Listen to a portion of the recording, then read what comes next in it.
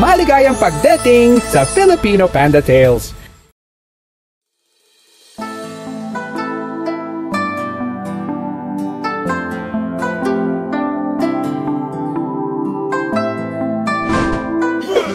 Sa isang mahiwagang yumib sa malalim na kabundukan, si Sun Wukong, sa ilalim ng gabay ng kanyang guro, ang patriarkang Bodhi, ay nakasanayan na ang maraming mahiwagang kasanayan sa pagbabago.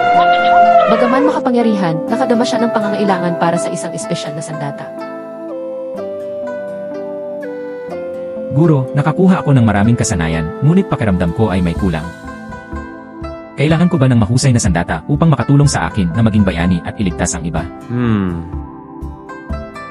Wukong, ang tunay na paglilinaw ay hindi nakasalalay sa mga bagay na panlabas. Ang iyong puso ang pinakamahusay na sandata. Kaya mo nang magbago sa iyong kabusluhan. Bakit mo nararamdaman na hindi ito sapat? Guro, naiintindihan ko ang iyong mga salita. Ngunit kung ako ay mayroong makapangyarihang sandata, hindi ba mas mapoprotektahan ko ang iba at makagagawa ng mas maraming mabubuting gawa? Mabait Donggoy, ang tunay na lakas ay hindi lang nagmumula sa mga sandata, kundi sa pag-unawa sa tunay na landas. Ang paggamit ng sandata ng walang kabag ay hahantong lamang sa sakuna. Guro, ipinapangako ko na hindi bibigin ang iyong mga turo. Ngunit ang sandatang iyon, gagamitin ko ito para sa mabubuting gawa upang puksain ang mga demonyo at ikalat ang katarungan. Dahil determinado ka, pumunta ka sa palasyo ng Dagon sa Silangang Dagat. Doon, sa gitna ng mga kayamanan ng Dagon, maaari mong makita ang sandatang iyong hinahanap. Ngunit tandaan, ang pinakamahalagang bagay ay ang paglinang ng iyong espiritu. Salamat, Guro. Makikita ko ang kayamanang iyon at hindi kita bibigyan. Mag-iingat ako, isinasaisip ang iyong mga turo. Pumunta ka na ngayon at tandaan na linangin ang iyong puso. Huwag mo wala ng baunang resolusyon sa paghahanap ng kayamanan. Ang mundo ay malawa at tiyak na may lugar ka rito. Sa tamang mga pag-iisip, likas mong makokontrol ang tunay na kapangyarihan. Punang pag-asa at determinasyon, nagtungo si Sun Wukong sa daan patungo sa palasyo ng dragon sa Silangang Dagat. Alam niya na hindi lamang ito isang paghahanap para sa isang sandata, kundi isang paglalakbay ng pagtuklas sa sarili at katarungan.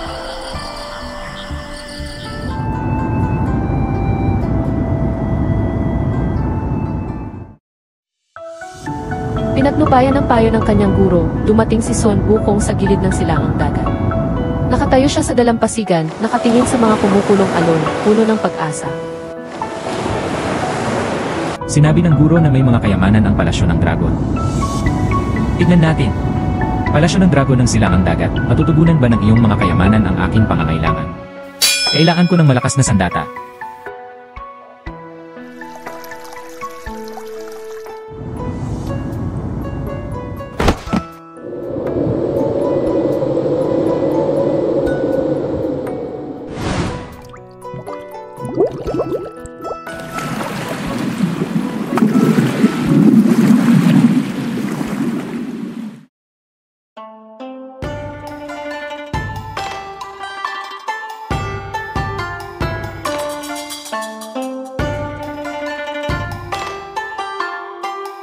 Kamahalan, may nilalang na pumasok sa palasyo nang hindi inaanyayahan. Anong nilalang? Sino ang mga ahas na lumusok sa palasyo ng Dagon? Ito ang tahanan ng ating hari ng Dagon. Hindi basta-basta makakapasok ang sinuma. Pakiusap, hari ng dragon, huwag kang magalit. Wala akong masamang intensyon. Narinig ko na may mahalagang kayamanan ang palasyo ng dragon at nais kong makita ito para sa aking sarili. Kung mayroon man akong nagawang pagkakamali, hinihingi ko ang iyong kapatawaran. Napakataba. Isang simpleng unggoy ang nakahas na lumusok sa palasyo ng Dagon. Sino sa palagay mo ito lumating dito upang ipadiabang ang ilang kayamanan? Nagkakamali ka, hari ng dragon.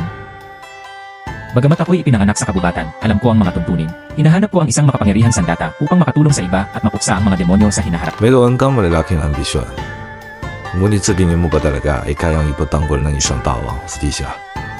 Maraming demonyo sa mundong ito, hindi ito lalo. Hari ng dragon, alam ko ang mga panganib doon, ngunit iyon mismo ang dahilan kung bakit kailangan ko ng mabuting sandata. Sa pamamagitan nito, makakatulong ako sa mas maraming tao. Mukhang tapat ka. Sumunod ka sa akin. Tinanatian kong makakahanap ka ng angkot na bagay. Ngunit hayaan mong sabihin ko sa iyo, hindi ganoon kadali makuha ang mga kayamanan ng palasyo ng dragon. Hari ng dragon, makikislap at kaakit-akit ba ang iyong mga kayamanan? Hindi na ako makapaghintay. Hindi lahat ng kumikislap ay maganda. Ang tunay na mga kayamanan ay yaong makakatulong sa iyo makamit ang malaking bagay. Marami kaming kayamanan dito, ngunit kakaunti ang iyong matatagpuang karapat-dapat.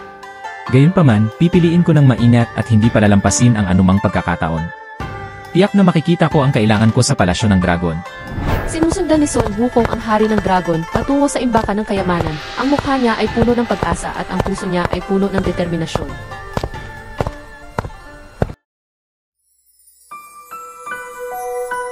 Pinangunahan ng hari ng dragon ng silangang dagat si Son Wukong papunta sa imbakan ng kayamanan. Ang silid ay punong-puno ng ginto, mga hiyas at inang ng mga sandata.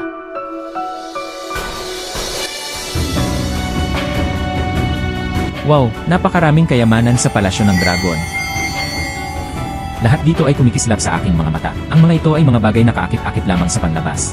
Ang kasahiman ay nagtutulot lamang ng problema. Ang tunay na kapangyarihan ay nasa kalungan at puso. Naiintindihan ko, hari ng dragon. Ang tunay na mga kayamanan ay yaong makakatulong sa iba. Gayunpaman, nais ko ring makahanap ng isang sandatang akma para sa akin.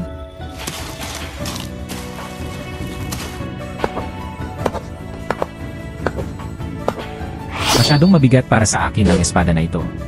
Kailangan ko ng mas magaan.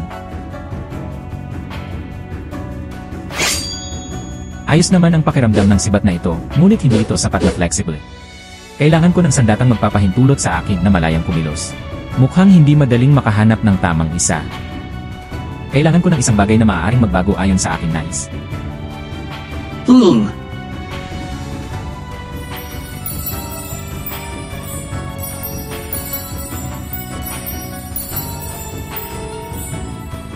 Hari ng dragon, kakaiba ang baston na ito. Simple ito ngunit may espesyal na liwanag. Tama ang iyong nakikita. Yan ang Ruyi Jingubang, isang banal na artipakto na dating ginamit upang pakalmasin ang mga dagat. May kakayahang magbago ng laki. Napakabisira. Magaling. Maaari ko ba itong subukan? Kung makokontrol ko ito, ito na ang itinakdang sandata para sa akin. Mahigpit na hinawakan ni Son Wukong ang Ruyi Jingubang, sinusubukang baguhin ito. Tumugon ang baston sa kanyang kalooban, nagiging isang ginintuang pamalo na sukat, naglalabas ng kumikislap na liwanag. Kamangha-mangha. Nagbago ito tulad ng aking inaasahan. Ito talaga ang gusto ko. Tunay kang may kakayahan. Tandaan, hindi lang sandata ang baston na ito. Daladala nito ang responsibilidad. Ano man ang hamon, gamitin ito upang protektahan ang katarungan. Hari ng dragon, aalalahanin ko. Sa pamamagitan nito, mas makakatulong ako sa mga nangangailangan. Masayang pinagmamasdan ng hari ng dragon ng silangang dagat ang pangako ni Son Wukong. Si Son Wukong, na armado ng kanyang bagong sandata, ay handa nang ipagpatuloy ang kanyang bayanihang paglalakbay, nakatuon sa pagprotekta sa katarungan ng langit at lupa. Si Son Wukong, na armado ng kanyang bagong sandata, ang ginintuang pamalo, ay nagpapasalamat sa hari ng dragon ng silangang dagat at naghahanda ng umalis. Sun Wukong, sa'yo na ngayon ang pamalong ito. Ngunit huwag hayaang mabuleggan ang kapangyarihan. Tandaan, bawat kilos ay may kasihinatnan at huwag gumamit ng pwersa ng walang kailangan. Itatago ko sa isip ang iyong mga turo, hari ng dragon. Gamit ang pamalong ito, ako'y magiging mas maingat at hindi kikilos laban sa moralidad. Magaling, sana ay maalala mo ang iyong orihinal na mga intensyon at hindi mapulat ng kasamahan. Pag-isipan mong mabuti ang iyong mga kilos. Makatitiyak ka, hari ng dragon. Alam ko ang aking mga responsibilidad. Gamit ang pamalong ito, gagamitin ko ito upang gumawa ng kabutihan at tumulong sa mga nangangailangan. Mabuti yan. May determinasyon ka at ako'y panata. Gamitin mo ang pamalong ito para sa makatarungang mga gawa. Kung kailanganin natin ang tulong sa hinaharap, sana ay makarating ka upang tumulong. Hari ng dragon, malaki ang naitulong mo sa akin at handa akong gantihan ang kabutihang iyon. Kung kailangan mo ng tulong, narito ako upang tumulong. Yumukod nang may pasasalamat si Son Wukong sa hari ng dragon, saka siya humarap at nagbago ng anyo sa isang sinag ng ginintuang liwanag, mabilis na umalis sa palasyo ng dragon at lumipad pabalik sa bundok ng mga bulaklak at prutas.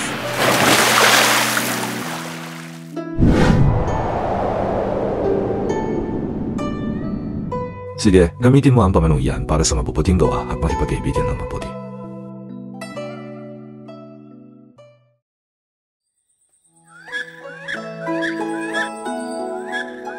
Bumalik si Son Wukong sa bundok ng mga bulaklak at prutas, masayang iminawasiwas ang kanyang bagong sandata, ang ginintuang pamalo. Nakatayo siya sa tuktok ng bundok, iniindayog ang kanyang pamalo ng may malaking pagmamalaki. Haha! Tingnan niyo ang aking bagong sandata. Sa pamalong ito, wala akong kinatatakutan ng mga kaaway.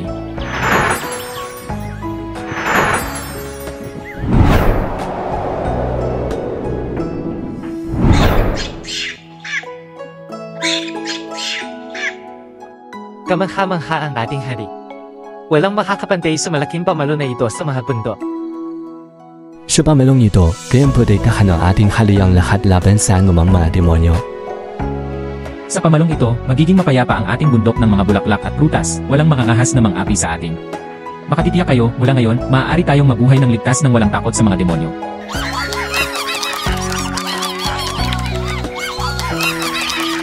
Gininto ang pamalo, mula ngayon, ikaw na ang aking kasama. Walang hamon ang magiging masyadong malaki para sa atin. Ang ginintuang pamalo sa kamay ni Sun Wukong ay kumikislap habang siya ay nakatayo sa bundok ng may ngiti, tulad ng isang matapang na bayani na nadagdag sa mga bundok. Kung may mga kontrabida mang maglakas loob na dumating sa hinaharap, kailangan muna nilang makaharap ako.